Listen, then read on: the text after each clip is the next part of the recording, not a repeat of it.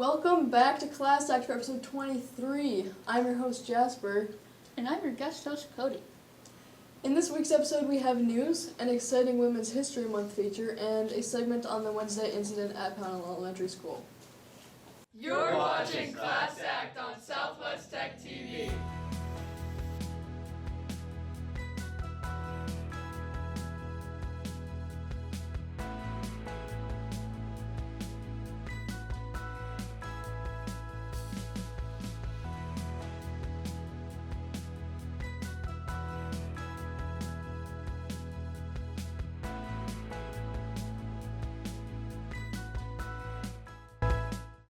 In today's news, we're recapping the MUHS Pop concert that happened this past Thursday and Friday. Mr. Payne running for superintendent, and the JFK documents that were... Mount Anthony Union's high school own principal Tim Payne ran for superintendent of the SVSU and was one of two finalists for the position, alongside Daniel Surface, the superintendent of the Camp Hill School District in Pennsylvania. The announcement was made on March 19th that Mr. Payne has received the position. Congratulations to him. On Tuesday, March 18th, the National Archives released declassified documents on the JFK assassination. This release consists of approximately 80,000 pages of previously classified records that will be published with no redactions. Additional documents withheld under court seal for grand jury secrecy and records subject to Section 6103 of the Internal Revenue Code must be unsealed before release. President Donald Trump signed an executive order on January 23rd directing the release of all remaining records related to the assassination, saying it was in the public interest to do so. This Thursday and Friday, the MAU High School Music Department showed their talent with their yearly pop concert. This concert featured our school's chorus and band, small singing groups, and other bands put together by students. That's all for this week's news, and now we'll hand it off to the Women's History Month feature. Hi, I'm Sophie. I'm a third year at Southwest Tech, and I'm a senior. I've done building trades, forestry, and auto. Building trades specifically, my parents are both carpenters, so it's kind of, I grew up with it. I've been around it my whole life, so it's kind of almost a no-brainer for me because I really enjoy the trade. A little bit of getting used to having to kind of assert myself in a class where I'm the only girl, but that wasn't too difficult for me because this class has been actually really welcoming. I'm Brian Kuhn, a building trades instructor at Southwest Tech. I love working with the kids. I love this age group, watching the huge growth and maturity between their sophomore and senior year. I think the brain develops a lot during this time in a child's life. I like the opportunity to show my skill, my trade to future builders, show them that there's something for everybody. Hi, I'm Willow. I'm a senior at Mount Anthony Union High School, and I am in the Southwest Tech program for automotive. I was like, well, I want to know more about my car because I'm the very stereotypical, like, blonde, blue-eyed, oh my God, what's wrong with my car? And then I ended up really liking the program. Now I'm going to go to Wyoming for a trade school for collision repair, refinishing, and minoring in trim and upholstery. There will be different people who look at me differently just because I'm a woman in automotive, or thinking that I can't lift that tire just because it's a little too heavy, but I do. There are going to be a lot of people who doubt you, and that's okay because you don't need them to succeed. You only need you. So as long as you believe in you, it won't matter what other people think, because people will try to put you down, think that you can't do it, but you can. My name's Tom Haskins. I'm the automotive instructor here at Southwest Tech. Willow's one of the ladies that's been in our program for the last couple of years. The auto industry is challenging in itself, but with that said, there's a lot of successful women that are out in the industry today. My name is Nicole Younger. The program I take at Southwest Tech is welding and manufacturing. I got into it from my dad. He's a carpenter and he does a lot of work, but he did not know how to weld, so I joined it to teach him. My future plans are to go into construction welding. Hopefully, to the young girls that would consider welding, I would tell you to hop into it, like join. I feel like a lot of people like look at you like you're a guy because you do like more like manly, like looked at things, but you're not, and it's fun. You get paid a lot of money too, so like Hi, I'm Natalie. I'm a 12th grader and I'm in the law enforcement program at Southwest Tech. I really do enjoy it because I've always enjoyed like the law aspects of the, job field. Then I got thrown into law enforcement and it really changed a lot for me. Program's great, I love it. Miss Knox being a female in the law field is very inspirational because it makes me feel like I can do just the same as her. Hi, my name is Amanda Knox. I am the law enforcement instructor here at Southwest Tech. Since I was 5 years old, I wanted to be a cop, and I always wondered why there was no girls. So I'd ask my dad often, like, how come I never see any females on TV? And later on, I ended up pursuing it out of high school. I love seeing females starting law enforcement. It's kind of amazing to see my class majority female now. One of the biggest challenges being a female in a male-dominated field is definitely doubt. Doubt in yourself and doubt from others.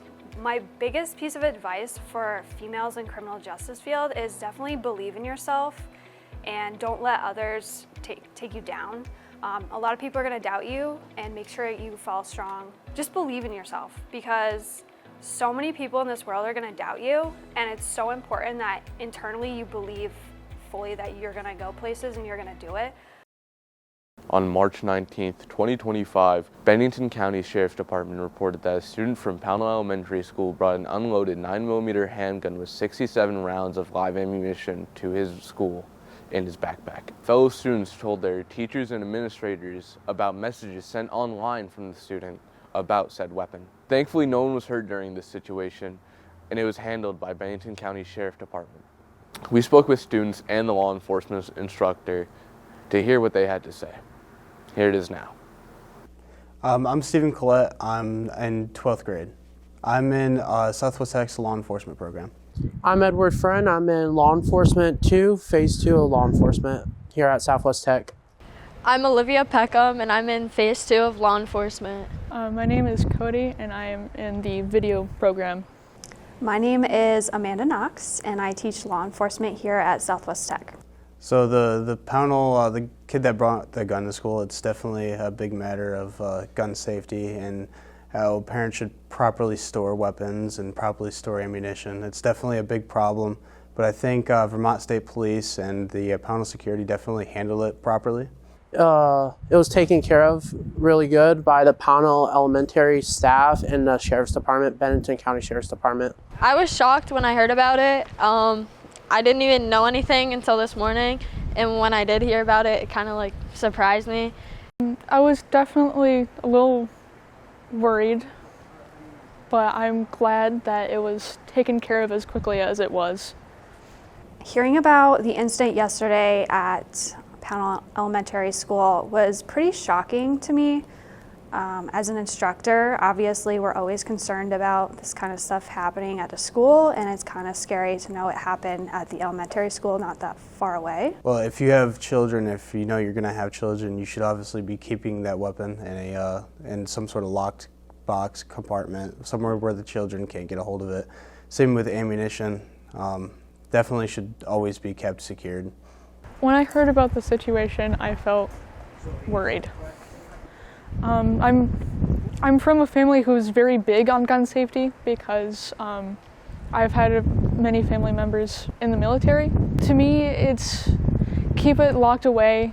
For example, in a filing cabinet with only like one person with the key to it, or maybe out of reach to children.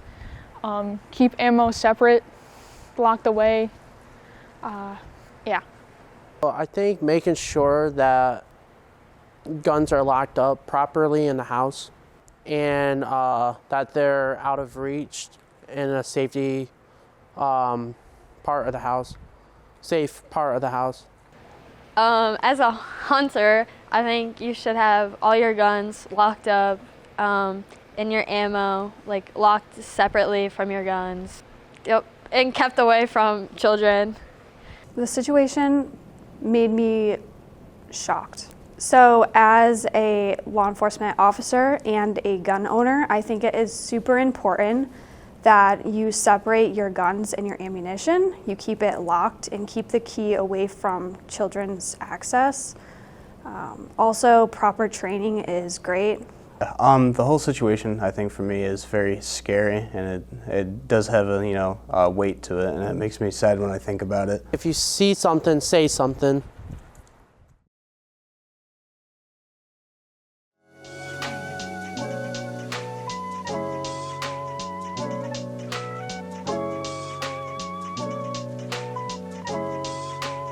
Welcome to the school store, a place for all of your snack needs.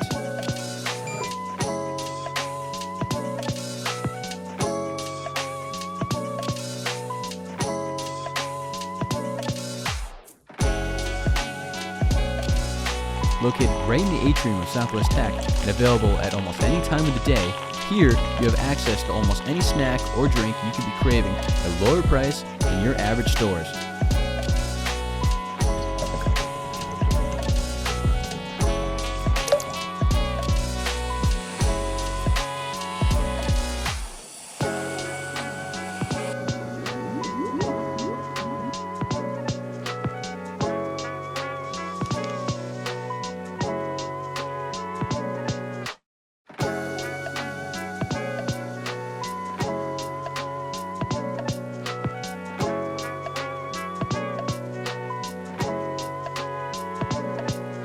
Come on down at your convenience and get yourself a refreshment at the school store. Thank you for watching Class Act. And don't forget, we now have an email for our upcoming advice segment. Email askclassact@gmail.com. And make sure to like and comment if you enjoyed this week's episode and subscribe to be updated on new ones.